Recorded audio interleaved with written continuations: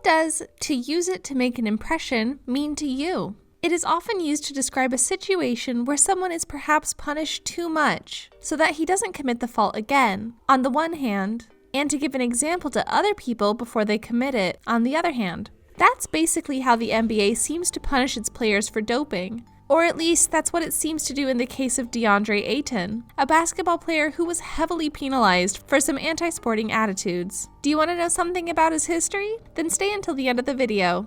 We assure you it's addictive. Who are we talking about? Ayton was born in the Bahamas, and it wasn't until he was 12 years old that he moved to San Diego, California, where he enrolled in Balboa City School. And in his first year on the team, he averaged 21.1 points, 16 rebounds, and 3.8 blocks per game. In his junior season, in 2015, he asked to be transferred to Hillcrest Prep Academy in Phoenix, Arizona, to play the remaining 2 years of high school. In that period of time, he coincided with another of the most prominent players of the moment, Marvin Bagley III. Ayton was considered the best high school player in the 2017 school year by the major specialized media, Scout.com, Rivals.com, and ESPN. When it came to choosing a college, his options were finally reduced to 3: Arizona, Kansas, and Kentucky, finally electing the Arizona Wildcats.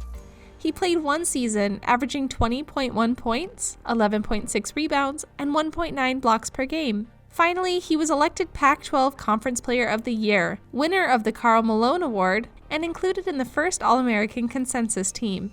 Promising career, isn't it? Trouble before trouble. All was going well in Ayton's life until on February 23, 2018, an FBI wiretap revealed that Arizona head coach Sean Miller allegedly spoke with Christian Dawkins, a key figure involved in the 2017-18 NCAA Division I men's basketball corruption scandal, to discuss a $100,000 payment to the player to allow him to enter college.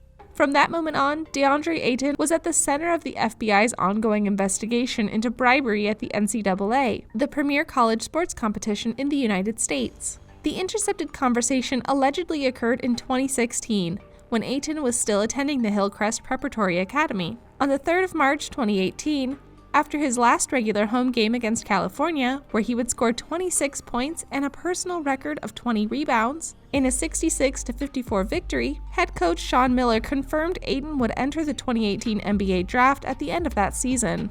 On March 9th, Ayton would record a personal best of 32 points and 14 rebounds in a 78-67 overtime win against UCLA. He tied the highest mark of his career for points the next day, as well as capturing 18 rebounds in the Pac-12 championship game against USC, where the Wildcats won 75-61. Ayton would be named the Pac-12 Tournament Most Outstanding Player during the event. For the iconic March Madness tournament, his team, Arizona, was shortlisted for the number 4 spot in the Southern region. However, they fell to the University of Buffalo, number 13, in the first round. In that game, and despite achieving a new double-double, with 14 points and 13 rebounds, Deandre was not able to lead his team to victory, and his university would be out of the madness. This didn't stop him from being considered the favorite to be chosen as the number 1 player in the NBA draft. Ayton was chosen in the first position of the 2018 NBA draft by the Phoenix Suns. In his first season in the team, he finished as one of the most outstanding players, averaging 16.3 points and 10.3 rebounds per game. These good numbers allowed him to enter the best rookie team and be a finalist to rookie. But in the midst of this impressive career, although the investigation into the bribery issue was still ongoing, his problems were just beginning. Deandre Ayton, a victim of the curse of the first by doping. The pivot of Phoenix Suns faces today a penalty of 25 games for the intake of diuretics, reflected in a doping control.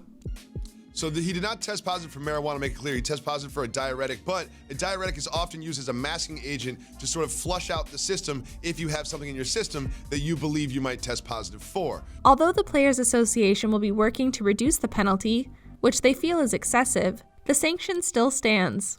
Considering that 60 players are chosen in each NBA draft, there are many who go through the best basketball league in the world without being noticed, although depending on where they are chosen, they will logically receive more or less attention.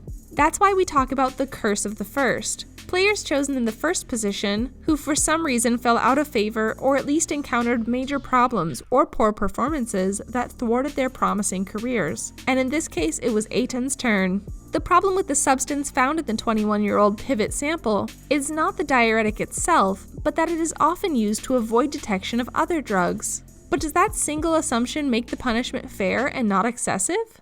And not only did the punishment keep him off the courts for a long time, but it hit him in the pocket. He would lose almost $2.2 million. However, the player behaved in a dignified manner and not only acknowledged the charges, but also apologized. "I want to apologize to my family, to the Suns organization, my colleagues, sponsors, fans, and the Phoenix community. This was an unintentional mistake. Unfortunately, I put something into my body that I didn't know about. I understand the unfortunate impact this has on many other people, and I am very sorry. I am very sorry that I let my team down," expressed Ayton in a statement. The team's manager, James Jones, also expressed himself and was emphatic in condemning the player, but also showed understanding for the future. Quote, "We are disappointed by Deandre's actions. This is not in line with the standards and principles we have with the team, but we remain committed to his growth and development on and off the field." End quote. Despite the situation, the Players Association, the MBPA, has been active in introducing injunctions to reduce penalties based on accidental ingestion. The Basketball Players Union has the power to intercede in 2 cases annually, and according to ESPN, this will be one of them. This sanction could be reduced if the appeal presented by the organization, which will defend the innocence of the Bahamas player and allege that the center took the diuretic unconsciously, is successful. This type of substance is prohibited in the NBA because it could mask the use of other types of drugs. In Ayton's case, however, ESPN has revealed that subsequent tests showed no trace of any other substance. The first season of the pivot, chosen by the Suns last year, was as promising as could be imagined. It wasn't easy. Ayton was under pressure to be selected ahead of 2 great talents, like Slovenia's Luka Doncic and Trae Young, who ultimately fought tooth and nail for the 2018-19 Best Rookie Award. But even so, is it fair that such a sanction should be applied to him with so much sacrifice? The ghost of doping in the NBA. In just over 2 months, 3 NBA players have tested positive for doping and have been sanctioned with 25 games. This raises a question. Is substance use increasing in the league, or have anti-doping measures improved? The best basketball league in the world has always had a reputation for being permissive of doping, despite its current program. The first of the 3 to fall was Brooklyn Nets player Wilson Chandler. At the end of August, he received a 25-game suspension for testing positive for ipamorelin, a growth hormone, releasing peptide. In October, it was Deandre Ayton, the case in question. And then, Luka Doncic tested positive for a diuretic and received the same suspension. The last one was John Collins, who will also be in retirement for 25 meetings after testing positive for growth hormone. In the opinion of Bobby Marks, former Brooklyn Nets executive and now ESPN journalist, such a number of positives in such a short time is an unprecedented situation. Unusual suspensions. Collins is the 3rd player suspended this year.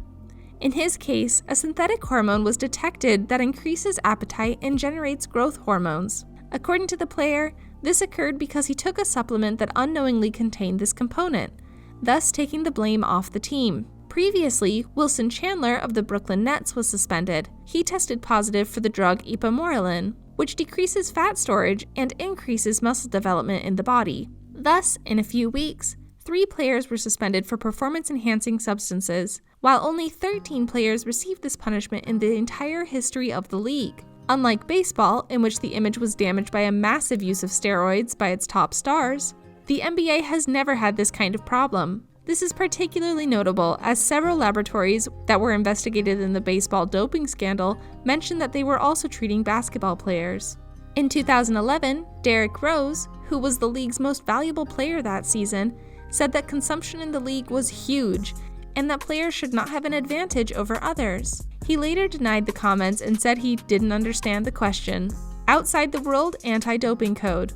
The NBA, like the rest of the major American leagues, is not a signatory to the World Anti-Doping Code. The consequence of that is that none of the rules to prevent or prosecute doping that govern most of the world's sport apply there. They regulate their own anti-doping program through the collective agreement they signed with the MBPA. Both the United States Anti-Doping Agency, USADA, and the World Anti-Doping Agency, WADA, have criticized this situation over the past few years. consumption problems. The NBA is in the spotlight in these doping cases because of their history with drugs. In the late 70s and early 80s, cocaine use among players was massive and notoriously affecting the style of play. This also drove away fans, who rejected these players because they did not feel they could identify with them. When David Stern arrived in 1984, he changed the image of the league, placing it away from the drug users and towards the basketball fan families. For this reason, much stricter controls were carried out and greater penalties were implemented for offenders. This change led to 6 players being banned for life for substance use, such as cocaine and alcohol abuse. Tyreek Evans, for example, was expelled from the league for testing positive for drug use, but there have been far fewer league members suspended for substance abuse. So perhaps it's unfair to say that Ayton has been punished more harshly than the rest of the players for a similar offense. Perhaps that feeling is caused by the bribery affair we mentioned at the beginning, and for which he is also being investigated, but it has nothing to do with this awareness that the NBA intends to give with this type of punishment. You still think Ayton's punishment is excessive? Alright, that's your opinion. We just brought you the evidence. Did you like the video? Great, check out some of these videos on the screen. Don't forget to leave this video a like and subscribe down below. We post Monday to Friday, so don't forget to hit the bell icon to get notified when we post our videos.